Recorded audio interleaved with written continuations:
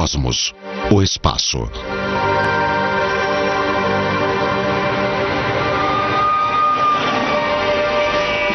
A gente enxerga o mundo como um lugar cheio de coisas. Prédios, carros, ônibus e pessoas.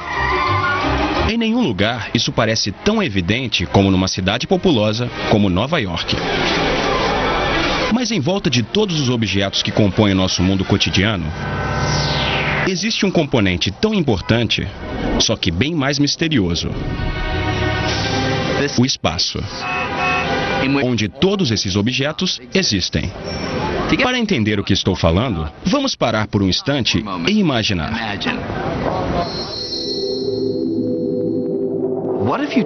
E se você tirasse todos esses objetos? Tudo mesmo. As pessoas, os carros e os prédios. Não só os objetos na Terra, mas a própria Terra também.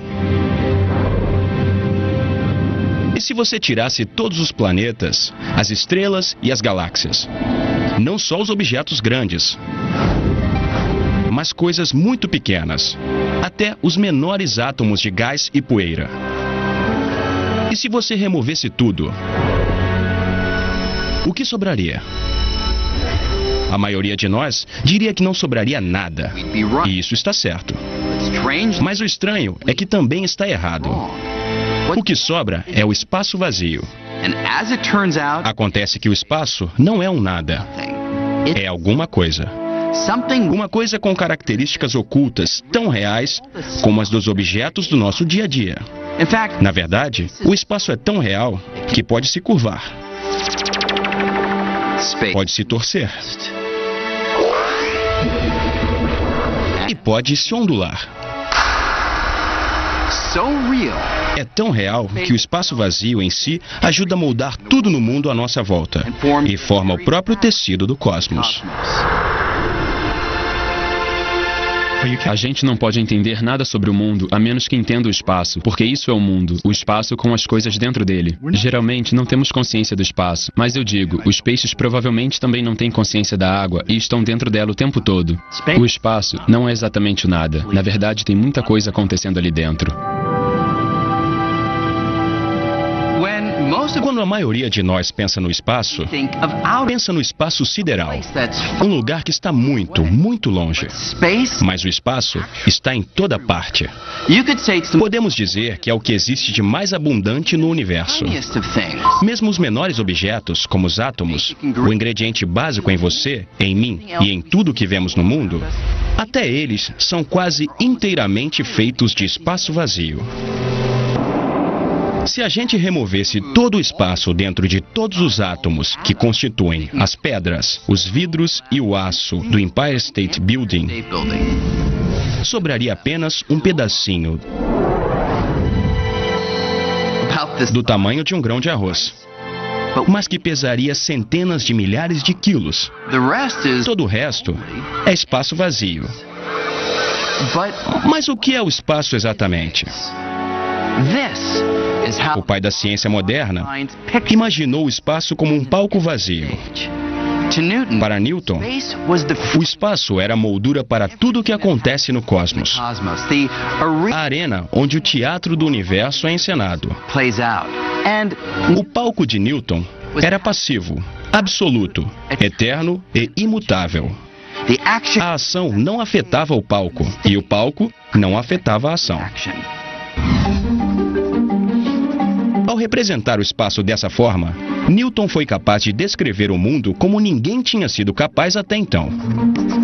Seu palco imutável permitia que ele entendesse quase todo o movimento que vemos e descrevesse leis que prevêem desde a forma como uma maçã cai da árvore até a órbita da Terra em torno do Sol. Essas leis funcionam tão bem que são usadas até hoje. Seja para lançar satélites ou para pousar aviões. Todas elas dependem de um conceito radical. O espaço é real. Mesmo que você não possa ver, cheirar ou tocar, o espaço é real e físico o suficiente para ser uma referência para certos tipos de movimento, como a patinadora. Newton dizia que quando ela gira, seus braços se abrem porque ela está girando em relação a alguma coisa, que é o próprio espaço. Os filósofos têm discutido a natureza do espaço há muito tempo. O que Newton fez foi mudar os termos do debate. Com isso, a ciência moderna nasceu.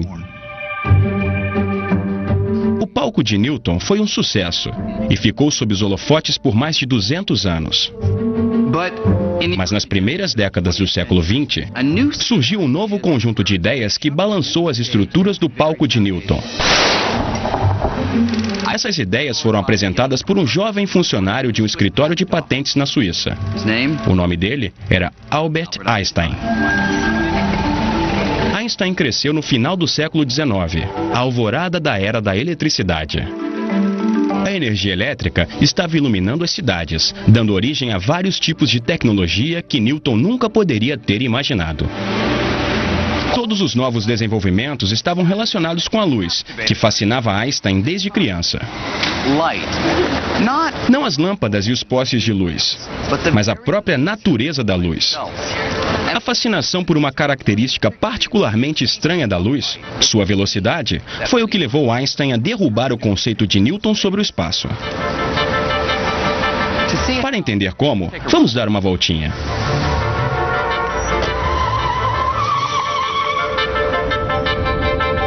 Nesse momento, estamos viajando a 32 km por hora. Para ir mais rápido, o motorista só precisa pisar no acelerador para a velocidade mudar. A gente pode sentir a mudança, mas também pode ver no velocímetro do táxi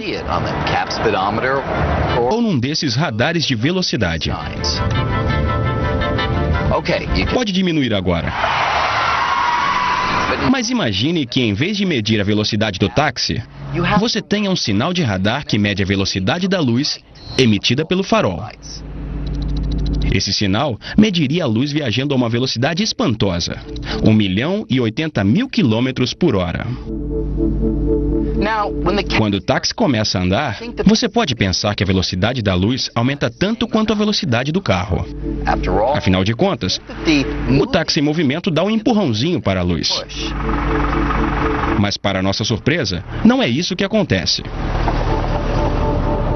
Nosso sinal de radar, ou qualquer outra medição da velocidade da luz, sempre vai detectar a luz viajando a 1.080.000 km por hora, independente do carro estar em movimento ou não.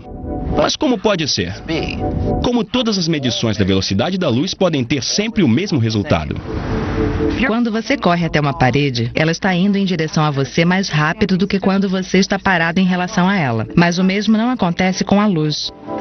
A velocidade da luz é a mesma para todo mundo. Isso é extraordinário. Einstein resolveu esse quebra-cabeça da seguinte forma. Sabendo que a velocidade é só uma medida do espaço que um objeto percorre ao longo do tempo, ele propôs uma ideia incrível. O espaço e o tempo poderiam trabalhar juntos, se ajustando constantemente na medida certa para que a velocidade da luz seja sempre 1.080.000 km por hora. Para respeitar essa característica absoluta da luz, o tempo não poderia mais ser absoluto.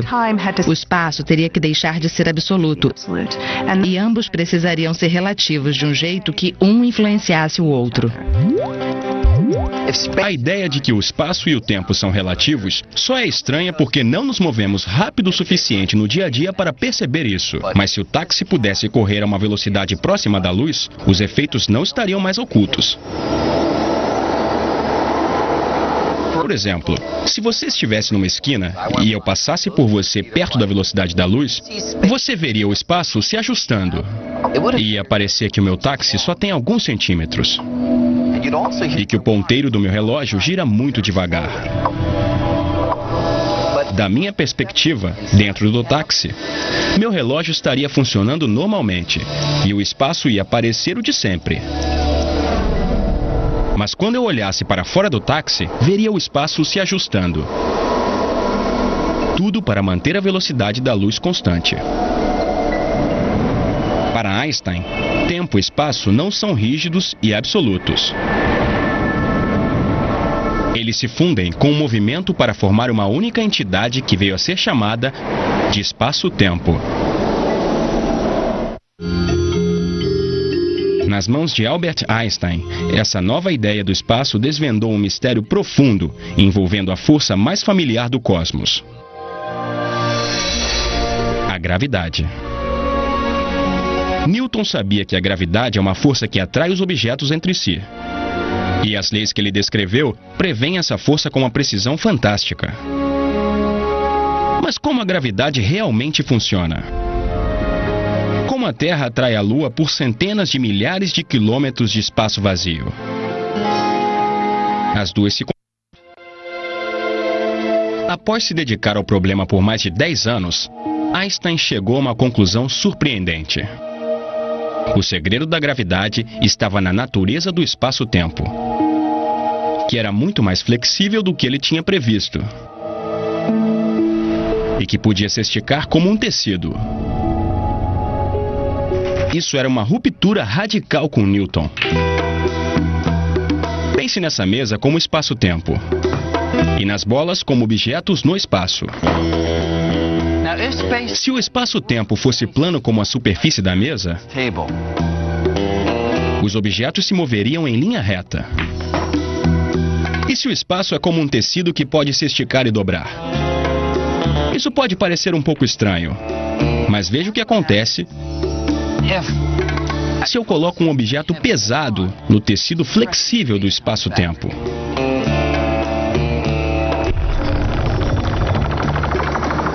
Se eu der mais uma tacada, as bolas vão se mover por uma cavidade criada no tecido por esse objeto. Einstein percebeu que é assim que a gravidade funciona de fato. Ela é a deformação do espaço-tempo causada pelos objetos nele. Em outras palavras, a gravidade é a própria forma do espaço-tempo. A Lua não mantém a órbita porque é atraída pela Terra por uma força misteriosa, e sim porque se move ao longo de uma curva no tecido do espaço-tempo criada pela Terra. Com Einstein, o espaço se tornou não apenas real, como também flexível. Então, de repente, o espaço tinha propriedades, tinha curvatura. De repente, o espaço tinha uma geometria flexível, quase como uma folha de borracha. Isso abre um novo caminho para pensar a realidade e descrever todo o universo. Einstein virou Einstein por causa dessa observação. Enquanto Newton considerava que o espaço era passivo, Einstein considerava que ele era dinâmico. Para ele, o espaço está entrelaçado com o tempo e determina como os objetos se movem. Depois de Einstein, o espaço não pode mais ser pensado como um palco estático, e sim como um ator que interpreta o papel principal no teatro cósmico.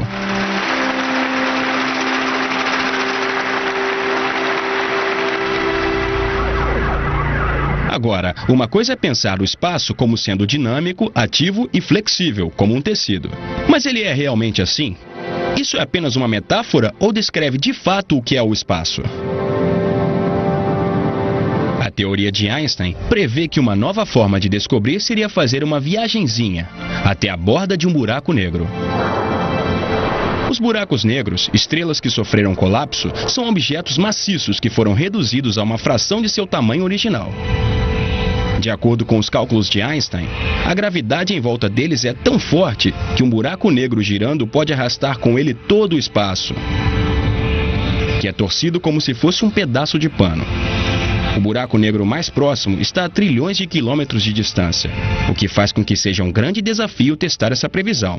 Mas no final dos anos 50, um físico chamado Leonard Schiff começou a procurar uma maneira de testar as ideias de Einstein mais perto de casa. Schiff se inspirou em um objeto que consideramos um brinquedo de criança: o giroscópio. Ele pensou que, se o espaço realmente se torce como um pano, o giroscópio pode ajudar a detectar isso. Era uma ideia estranha e foi desenvolvida em um lugar estranho. A piscina dos professores em Stanford. Lá, em 1959, Schiff se encontrou com dois colegas, William Fairbank e Bob Cannon. Ele estava empolgado com o anúncio de um giroscópio de alta tecnologia que tinha visto. Apesar de ter uma aparência diferente, ele funcionava basicamente como um brinquedo de criança. Naquele momento, os três decidiram lançar um dispositivo como esse na órbita da Terra. Normalmente, o eixo de um giroscópio aponta para uma direção fixa. Mas se a Terra está realmente arrastando o espaço, o eixo do giroscópio seria arrastado junto com ele, deslocando sua orientação de um jeito que poderia ser medido. Era um plano brilhantemente simples. Só tinha um problema. As teorias de Einstein prevêem que a rotação da Terra torce o espaço só um pouquinho. Tão pouco que seria como medir a altura de uma moeda a 100 quilômetros de distância. A equipe ficou mais de 2 anos tentando entender como fazer uma medição tão precisa. Eles finalmente criaram um plano de acoplar 4 giroscópios que se movem livremente a um telescópio apontado para uma estrela distante. Se o espaço se torce, ao longo do tempo, os giroscópios não apontariam mais para a estrela, já que ficariam presos na torção do espaço. Em 1962, eles solicitaram financiamento da NASA, pedindo mais ou menos $1 milhão para o que viria a ser conhecido como Gravity Probe B. A princípio, os membros da equipe pensaram que o projeto levaria uns 3 anos. Eles estavam otimistas demais. Com uma equipe cada vez maior, o Gravity Probe B se tornou o experimento de maior duração da história. Eles ficaram décadas e décadas tentando realizar a ideia original, que era lançar um telescópio no espaço e construir giroscópios que eram uns dos objetos mais precisos que já foram criados. A tecnologia é simplesmente assustadora. É que nem uma cenoura na frente de um burro. A gente sempre estava a 5 ou 10 anos de conseguir fazer isso. Depois mais 5 ou 10 anos, por 35 anos. O projeto consumiu mais de 4 décadas e $750 milhões e quase foi cancelado pela NASA 9 vezes. Finalmente, em 2004, a equipe se reuniu para presenciar o lançamento.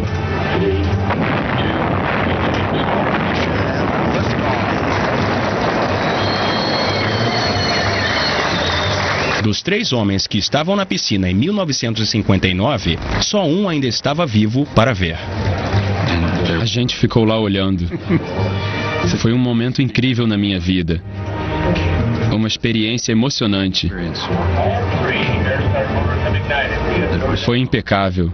10 mil coisas não deram errado. Por quase um ano, o Gravity Probe B orbitou em volta da Terra, enquanto a equipe monitorava ansiosamente cada movimento, tentando ver se a Terra realmente torcia o espaço.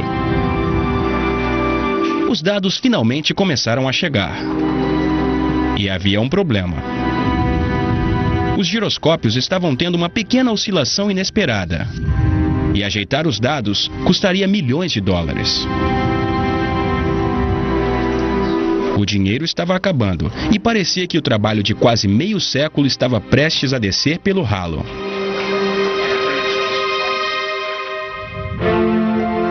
Quase no último momento possível, apareceram 2 fontes de recursos. O filho de William Fairbank, um dos membros originais da equipe, fez uma doação pessoal, e Turki Al-Saad, um membro da família real saudita formado em aeronáutica por Stanford, providenciou uma grande doação. Ao longo dos próximos 2 anos, o problema com os dados foi resolvido, revelando que os eixos dos giroscópios tinham se deslocado quase exatamente como estava previsto nas equações de Einstein.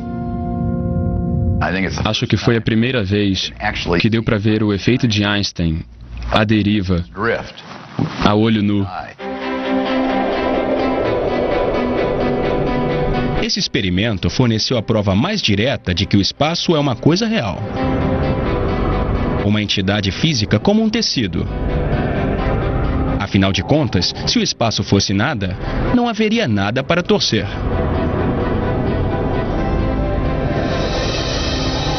Ao mesmo tempo em que Albert Einstein estava investigando o espaço nas maiores escalas, outro grupo de físicos estava examinando o universo em escalas extremamente pequenas.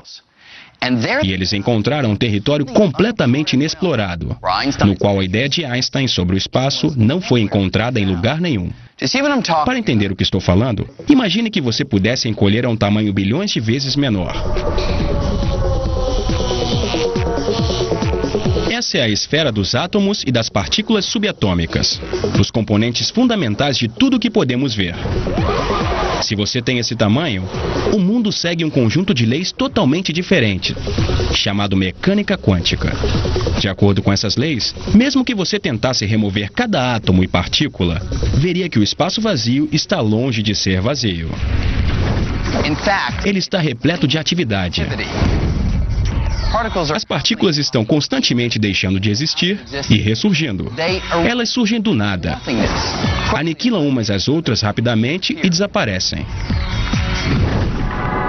Embora a teoria previsse isso, foi em 1948 que um cientista chamado Hendrik Casimir sugeriu que, embora a gente não possa ver essas partículas, por causa delas o espaço faz uma coisa que podemos ver. Ele previu que se você pegasse duas placas comuns de metal e colocasse uma perto da outra, mais perto que a espessura de uma folha de papel, algumas partículas com determinadas energias seriam excluídas, porque, de certa forma, elas não iam caber entre as placas. Como a maior parte dessa atividade frenética acontece fora das placas e não dentro, Casimir achou que elas seriam aproximadas por aquilo que geralmente chamamos de espaço vazio. Alguns anos mais tarde, esse experimento foi realizado.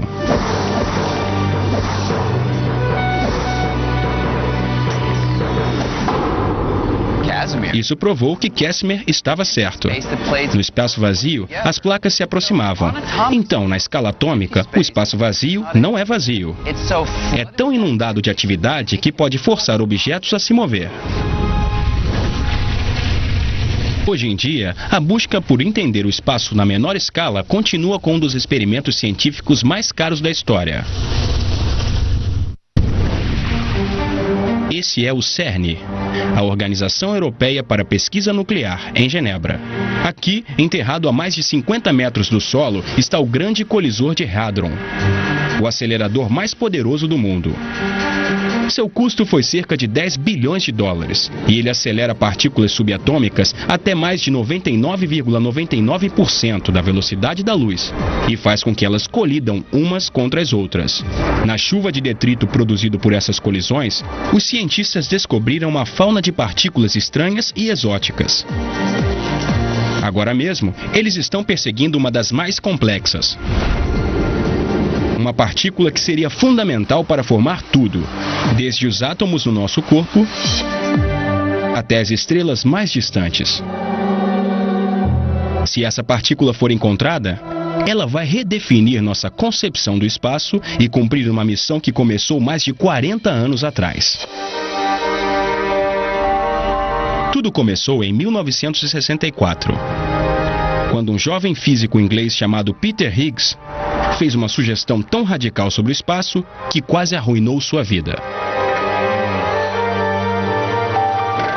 Me disseram que eu estava falando bobagem, que eu não poderia estar certo. É claro que ninguém entendeu o que eu estava falando. Higgs e alguns outros cientistas estavam tentando montar um quebra-cabeça. Todas as partículas fundamentais do universo contêm diferentes quantidades de massa, que normalmente consideramos peso. Sem a massa, essas partículas nunca se combinariam para formar os átomos que compõem todas as coisas que vemos no mundo.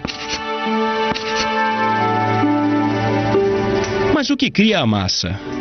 Por que as partículas têm diferentes massas?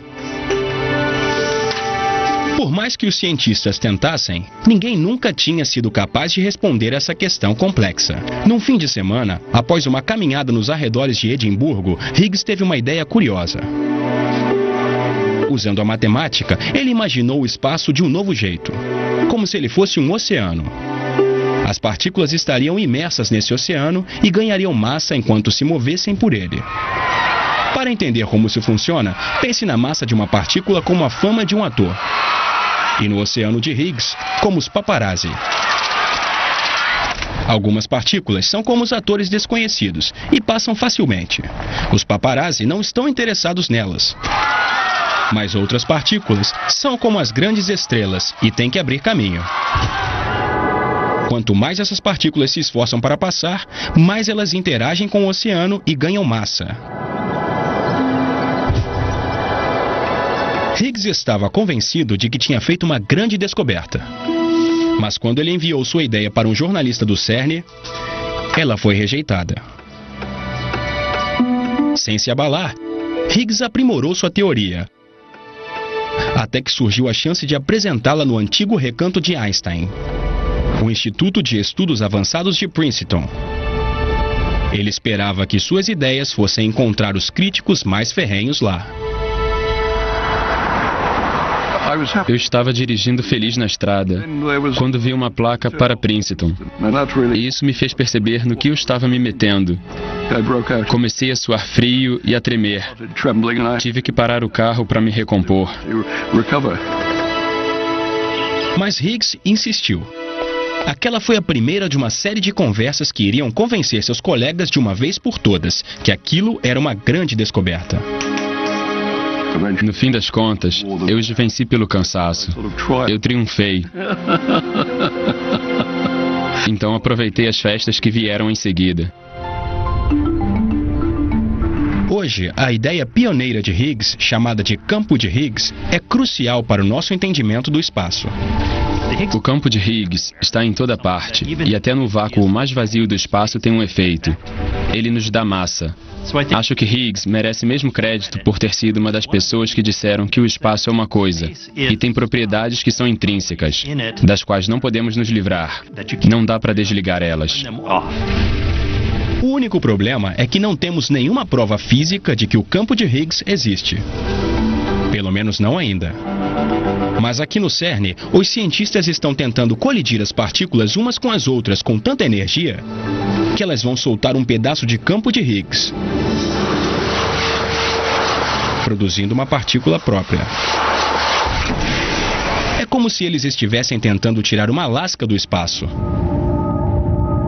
A gente acha que se bater forte o suficiente no espaço, com colisões do acelerador de partículas, podemos fazer uma partícula de Higgs surgir do espaço vazio. Todo o nosso entendimento atual sobre a matéria vai desmoronar se o campo de Higgs não existir. Acho que ninguém tem dúvidas de que vamos ver isso. Se não, com certeza, vai ser um resultado muito bizarro. Descobrir a partícula de Higgs seria um grande marco e estabeleceria que até o mais vazio dos espaços vazios tem um impacto em toda a matéria. Mas acontece que o espaço contém um ingrediente muito mais misterioso do que Higgs poderia imaginar. Um ingrediente que pode ser a chave para desvendar o maior dos mistérios: o destino do universo. É um mistério que começou há uns 14 milhões de anos, com o que chamamos de Big Bang. Em uma fração de segundo, o universo sofreu uma grande explosão que arremessou o espaço para fora. O espaço está se expandindo desde então. Por décadas, a maioria dos cientistas achava que a expansão estava desacelerando, graças à força da gravidade. Quando joga uma maçã para cima, em algum momento a gravidade da Terra vai fazê-la parar e vai trazê-la de volta. Da mesma forma que a maçã desacelera com o tempo, a expansão do universo deveria desacelerar por causa da atração gravitacional de toda a matéria e energia entre si. Mas isso levantava uma questão: qual seria o destino final do universo? Ele continuaria se expandindo para sempre? Ou em algum momento a gravidade iria parar a expansão fazendo com que o espaço voltasse a se contrair, entrando em um grande colapso. Para desvendar esse mistério, duas equipes de astrônomos começaram a medir a desaceleração da expansão usando uma ferramenta curiosa: estrelas resultantes de explosões, chamadas supernovas. Uma supernova é uma estrela que termina sua vida em uma explosão maciça. Elas são extremamente luminosas e podem ser tão brilhantes como 1 bilhão de sóis. O legal nas supernovas é que elas são muito parecidas quando explodem. Todas têm mais ou menos o mesmo brilho e depois desaparecem quase do mesmo jeito. Como as explosões são muito brilhantes e uniformes, a equipe pensou que essas supernovas poderiam funcionar como faróis cósmicos muito precisos, permitindo que eles rastreassem como o espaço desacelerou ao longo do tempo. O problema é que as supernovas são raríssimas. Para achar um número suficiente delas, Perlmutter dedicou anos ligando para astrônomos do mundo todo, implorando que eles emprestassem seus telescópios. A gente precisava dos maiores telescópios do mundo e de condições perfeitas. Nessas condições perfeitas, eu ficava ligando para as pessoas no meio da noite, enquanto elas tentavam trabalhar e dizia: sei que você está com um horário apertado, mas não dá para encaixar meia horinha de observação? Seria muito interessante para a gente. Quando eles finalmente tinham dados suficientes para medir o quanto a força gravitacional estava desacelerando a expansão do universo, tiveram uma grande surpresa. Os resultados eram meio estranhos. Não mostravam nenhuma desaceleração do universo. Foi uma surpresa.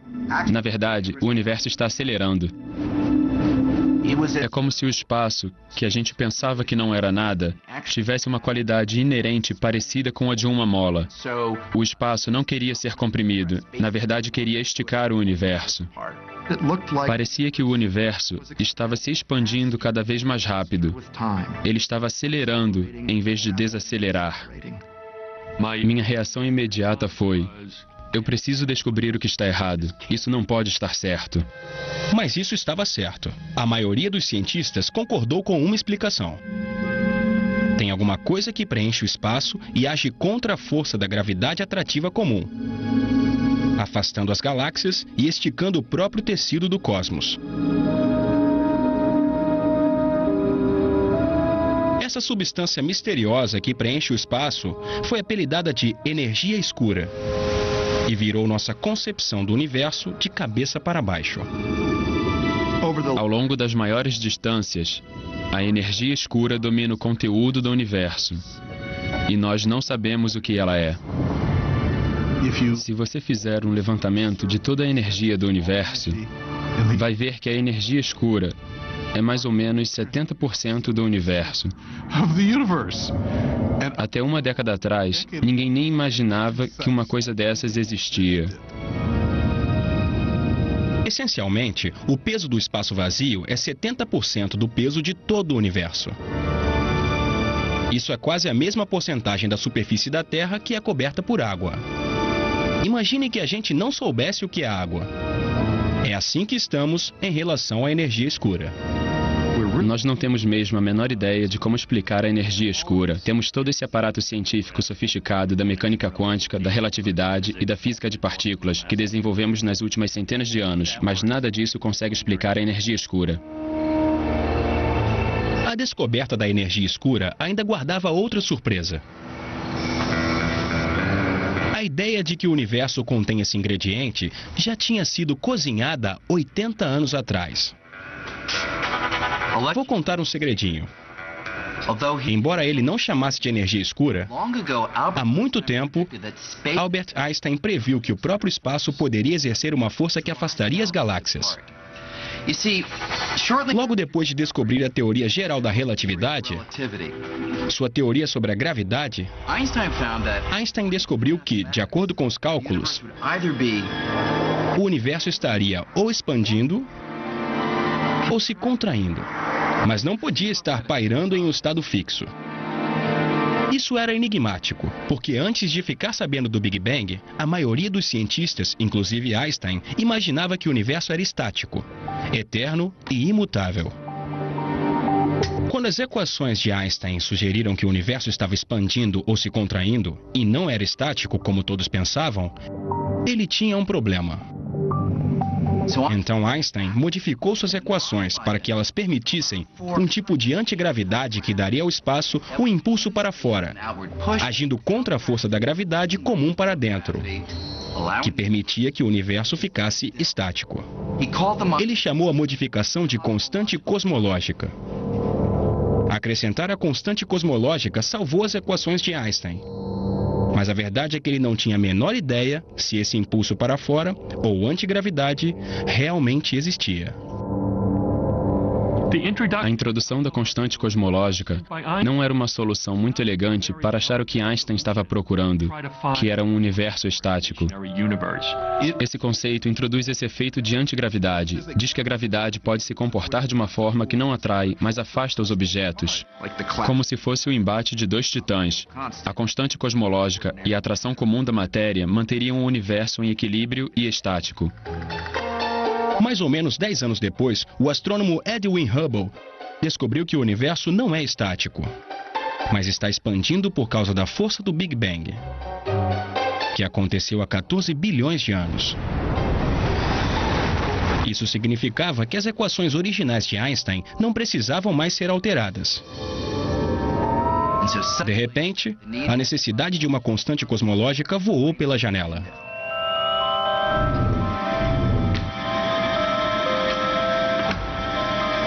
Obrigado. Dizem que Einstein falou que esse foi o seu maior tropeço. Só que com a recente descoberta da expansão do universo, os cientistas estão convencidos de que tem alguma coisa no universo que está afastando todos os objetos. Então o maior erro de Einstein pode estar entre as suas maiores descobertas. Ninguém mais estava pensando nisso. Mas a constante cosmológica de Einstein pode muito bem ser a chave para entender a expansão do universo que vemos hoje. Apesar de ninguém saber o que é a energia escura de fato, ela levanta uma possibilidade espantosa e perturbadora. Einstein descreveu a força de sua antigravidade como sendo constante. Mas a força da energia escura é constante? E se ela muda ao longo do tempo? A resposta poderia derrubar tudo o que a gente achou que sabia sobre o destino do cosmos. Nesse momento, das moléculas que compõem o meu corpo até as moléculas que formam a Lua, tudo no nosso mundo fica inteiro por causa das forças que prevalecem sobre o impulso da energia escura. Por isso não vemos as coisas se expandindo no nosso dia a dia. Mas essa situação pode não durar para sempre. Pode ser que a energia escura continue afastando as galáxias até que elas estejam tão distantes umas das outras que o universo se tornará um lugar frio, escuro e solitário. Ou a força da energia escura aumentará ao longo do tempo e ficará tão forte que destroçará tudo dentro das galáxias. As estrelas, os planetas e todo o tipo de matéria.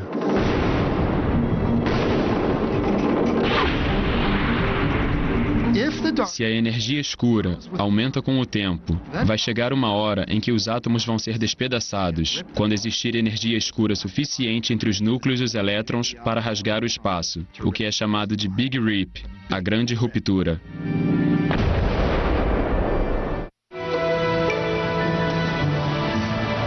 Mas até aqui, a viagem que começou com a ideia de Isaac Newton do espaço como um palco ainda não acabou. Quando olhamos para o tecido do cosmos mais de perto, podemos encontrar muito mais surpresas que qualquer um poderia imaginar. Eu, por exemplo, pareço bem real. Não pareço? Mas estão surgindo novas pistas de que eu, você e até o próprio espaço, tudo pode ser, na verdade, um tipo de holograma. Quer dizer, tudo que vemos e vivenciamos, tudo que chamamos de nossa realidade tridimensional, pode ser a projeção de informações que estão armazenadas em uma fina superfície bidimensional distante.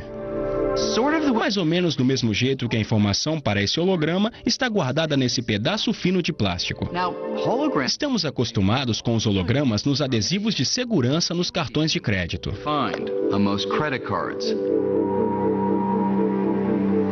Mas imaginar o universo como um holograma é a versão mais drástica da nossa concepção de espaço e de realidade que já foi proposta.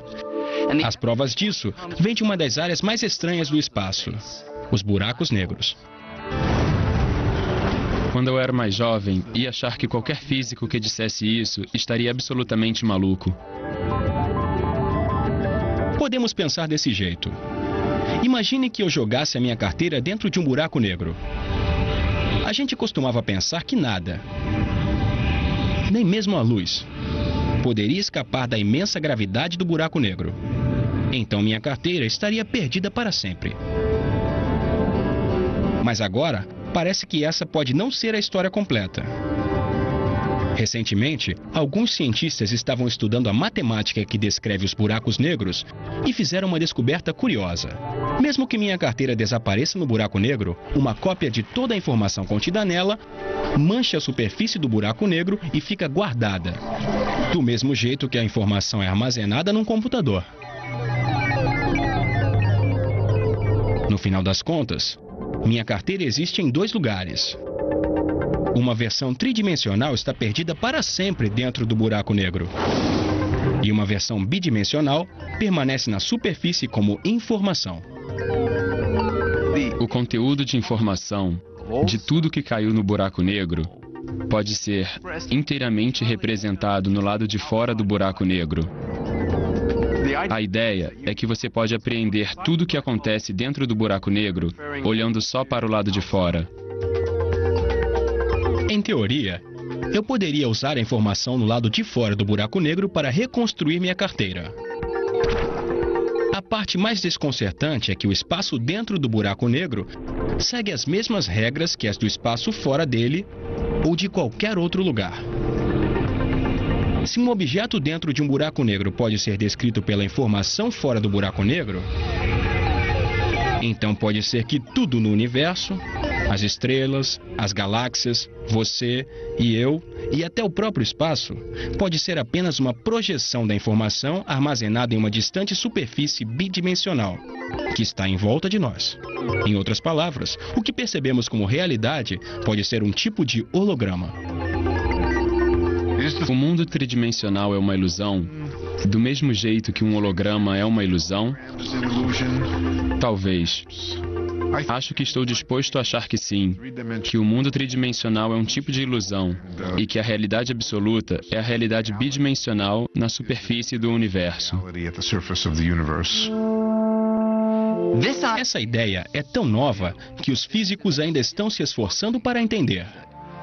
Mas da mesma forma que Newton e Einstein mudaram completamente a nossa ideia do espaço, se isso estiver certo, podemos estar à beira de uma revolução ainda mais drástica. Apesar de ser uma parte tão vital da nossa vida cotidiana, o espaço continua sendo um estranho. Ele está em todo lugar, mas ainda estamos longe de desvendar sua verdadeira identidade. Isso pode levar 100 anos, pode levar 1000 anos, ou pode acontecer amanhã. Mas quando o mistério for desvendado, isso será um passo gigante no caminho para a compreensão do tecido do cosmos.